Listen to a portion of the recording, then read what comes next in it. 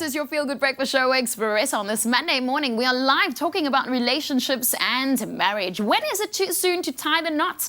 Most of us, when we hear that question, want to grab our running shoes and run far, far away. And others feel that on the second date, you're already ready to pop that question. Well, this morning, Dr. Eve is with us in our studio, answering questions regarding family dynamics and marriage, when these 13 things that you've mentioned, the checklist, whether we tick those things before we pop the question. And we're also going to the phone lines, 083 91 33728. In fact, we're heading there right now. Bernice is on the line. What's your question or comment?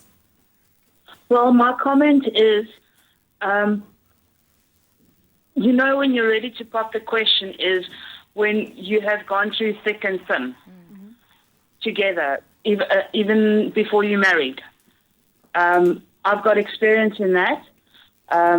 I met my husband when I was in school, in 1994, my last year.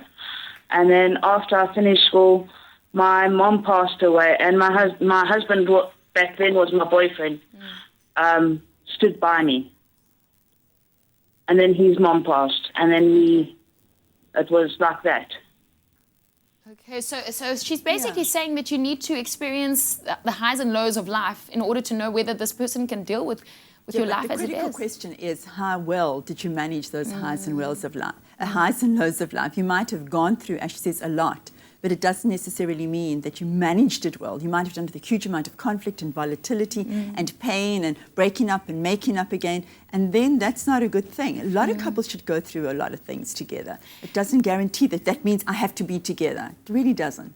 Doctor, so far you've talked about your checklist, you've talked about family dynamics, even children. Yes. What other things are there that you need to look out for before popping the question? Money, Oh dear. such a big thing.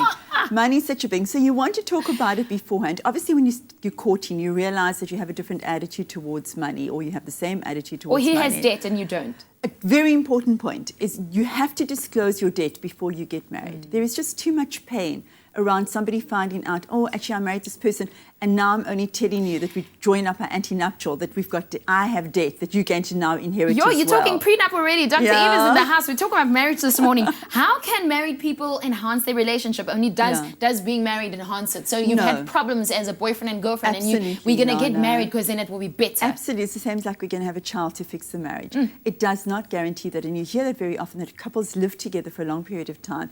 And then everyone's so surprised when they get married and 2 years later they get divorced. It's because they hadn't sorted this stuff out before. Marriage is a big deal. It's a community setting that happens when people are, you're witnessing in a communal setting. You stand together before religion and before law and before your family and your community, and you make vows and you make these promises. And it's serious. Well, you said it, promise. Yes. Well, this is a serious topic that we're talking about. We're talking about marriage. When is the right time to pop the question? One of the things I want to ask Dr. Eve is, what are some of the wrong reasons to get married for? Stay with us, okay? 083 91 33728. This is your phone line, so give us a call this morning.